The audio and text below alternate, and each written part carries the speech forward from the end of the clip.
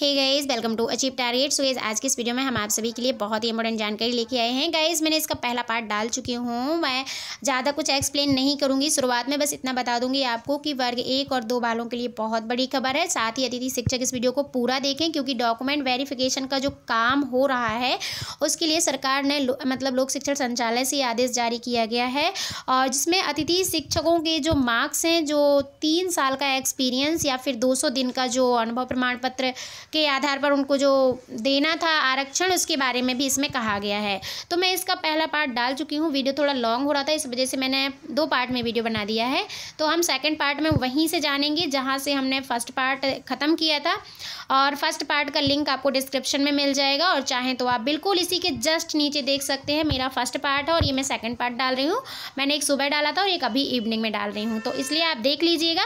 चलिए आज का वीडियो वहीं से शुरू करते हैं, और आपको वीडियो पसंद आता है तो आप वीडियो को लाइक कर दीजिएगा, अपने दोस्तों में शेयर, और चैनल को अभी तक सब्सक्राइब नहीं किया है जल्दी से कर लीजिए, क्योंकि यहाँ पर हम शिक्षा विभाग से जुड़ी हर एक जानकारी आप लोग को सबसे पहले पहुँचाते हैं। और अभी तक आपने यदि सेकंड यूट्यूब चैनल को सब्सक्राइब नहीं किया है जल्दी से कर लीजिए, क्योंकि हमारा second YouTube channel news channel है, और उस पर आप लोग को मध्य प्रदेश एवं देश प्रदेश से जुड़ी हर एक जानकारी सबसे पहले मिलती है। तो इसलिए आप हमारे दोनों यूट्यूब चैनल पर विजिट करें, चैनल को सब्सक्राइब करें। दोनों ही चैनल पर हर एक न्यूज़ आप लोग के लिए काम की न्यूज़ होती है। चलिए दोस्तों, आज का वीडियो शुरू करते हैं। तो गाइस, ये जो आदेश था आप देख सकते हो, ये 3 बिंदु हमने 4 बिंदु डिस्कस कर लिए थे कि अतिथि शिक्षकों के कार्य से संबंधित था, कि उनकी जो डिग्री थी उनके अर्जित करने के संबंध में, तो इसके बारे में यहाँ तक बता चुकी थी। और ये 8 अप्रैल को आदेश जारी किया गया था, बट मैं थोड़ा सा लेट हो गई, है ना।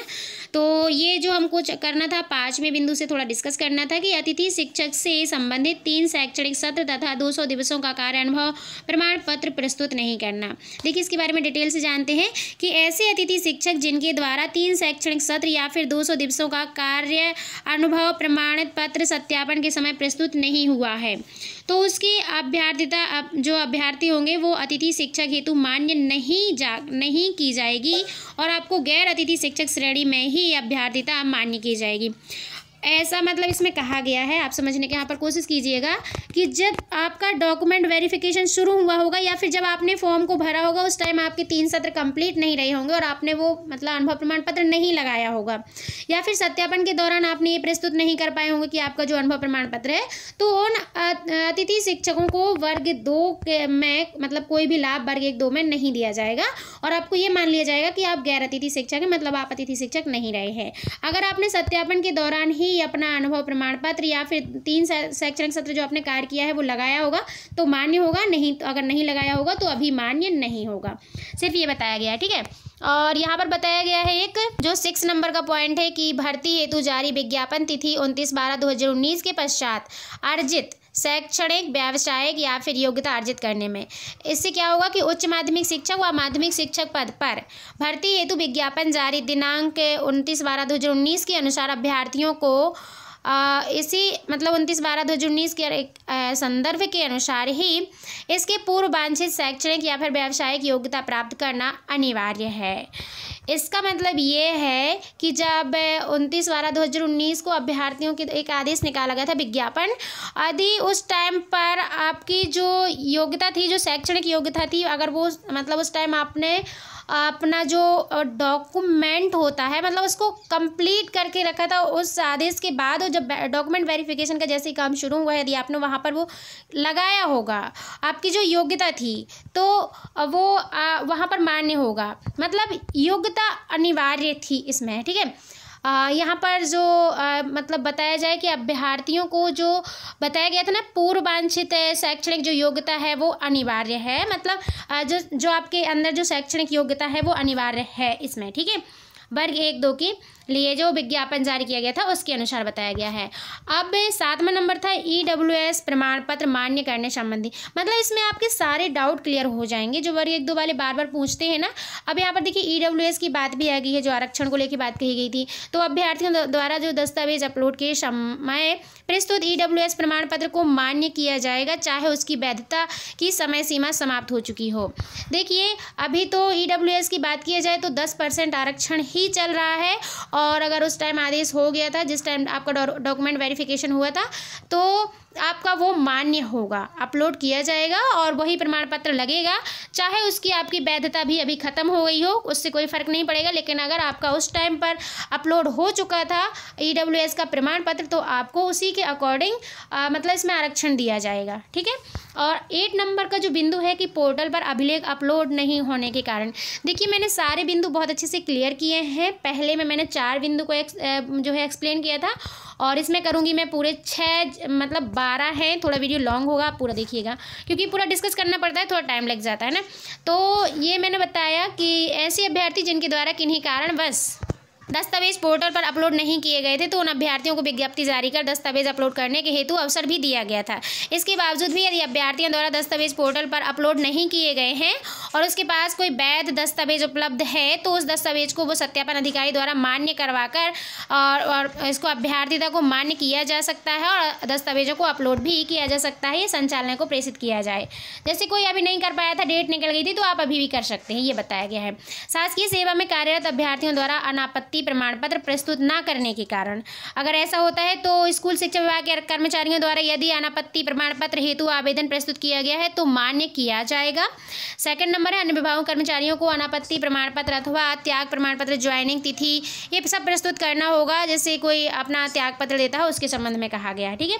11वां नंबर का है, आरक्षित संवर्ग या फिर अनुसूचित जाति, अनुसूचित जनजाति, पिछड़ा वर्ग, EWS, दिव्यांग, भूतपूर्व सैनिक प्राधिकारी द्वारा जारी प्रमाण पत्र प्रस्तुत नहीं करना। अगर ये अपना प्रमाण पत्र प्रस्तुत नहीं करते हैं तो क्या होगा, इसके लिए भी 3 फैक्ट है कि मध्य प्रदेश के सक्षम अधिकारी जारी मूल प्रमाण पत्र प्रस्तुत नहीं किए जाने या फिर अन्य राज्य का आरक्षित श्रेणी का प्रमाण पत्र प्रस्तुत किए जाने पर आवेदक की अभ्यर्थिता आरक्षित अभ्यर्थी हेतु मान्य नहीं की जाएगी। अगर आप मध्य प्रदेश से ही बिलोंग करते हो, मध्य प्रदेश के मूल निवासी हो, तो आपको आरक्षण दिया जाएगा। अगर आप दूसरे राज्य से हो, आपको आरक्षण नहीं दिया जाएगा। ऐसे अभ्यर्थी अनारक्षित श्रेणी में मान्य होंगे, ठीक है। और अन्य राज्य के अभ्यर्थी मध्य प्रदेश में किसी प्रकार का आरक्षण का लाभ प्राप्त करने के लिए पात्र नहीं होंगे। और साथ ही ये बताया गया कि दिव्यांग का प्रमाण पत्र जिला मेडिकल बोर्ड द्वारा जारी किया गया हो वही मान्य होगा। जैसे दिव्यांग हो, मतलब विकलांग वगैरह हो, तो आपका वो प्रमाण पत्र होना चाहिए जो आपका मेडिकल क्षेत्र से लगा हो, है ना। और इसी के साथ 11वां पॉइंट था कि शैक्षणिक एवं व्यावसायिक योग्यता मान्यता प्राप्त संस्था से अर्जित नहीं करना, मतलब UGC से मान्यता प्राप्त विश्वविद्यालय से स्नातकोत्तर स्नातक उपाधि का, NCT से मान्यता प्राप्त संस्थान से प्राप्त प्रशिक्षण योग्यता D.Ed B.Ed की अंकसूची मान्य होगी।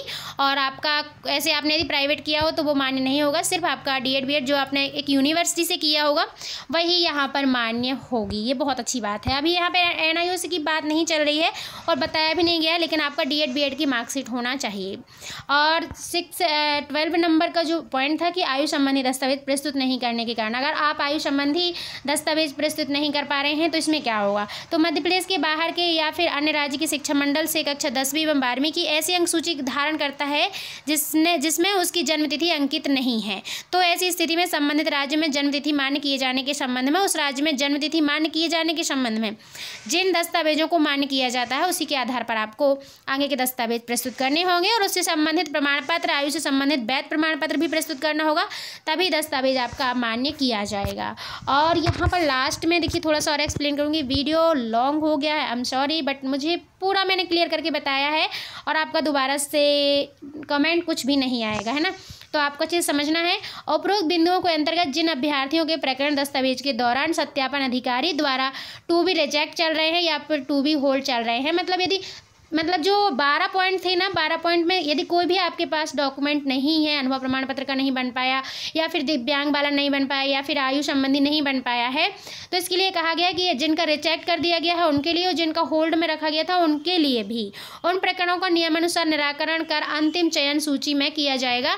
आपके पास अभी भी टाइम है, जो मैंने बताया है वैसा कुछ प्रोसेस करिएगा और ध्यान से एक बार वीडियो को 2 बार देख लीजिएगा ताकि आपको समझ में आ जाए। फिर शेष जो दस्तावेज है वो सत्यापन की कार्यवाही सत्यापन अधिकारी द्वारा समय समय पर जारी नियम निर्देशों के अनुसार ही की जाएगी और उल्लेखित बिंदुओं को संज्ञान में लेकर दस्तावेज सत्यापन का कार्य किया जाएगा। शासकीय प्रशासकीय अनुमोदन अनुसार ही होगा और यहाँ पर ये साइन किए गए हैं लोक शिक्षण संचालनालय भोपाल से। साफ साफ इसमें कहा गया है कि यदि आपका फॉर्म मतलब रिजेक्ट में चल रहा है या फिर होल्ड में चल रहा है तो किस वजह से चल रहा है वो आपको देखना है और संबंधित अधिकारी से उस बारे में बात करना है कि आपके पास ये वाला अनुभव प्रमाण पत्र, मतलब जैसे आयु है, आपका आयु संबंधी दस्तावेज नहीं बन पाया है, तो उसके लिए आपको मतलब क्या करना है, तो इस फैक्ट को पढ़िएगा, है ना, कि अब हमको क्या करना है आगे।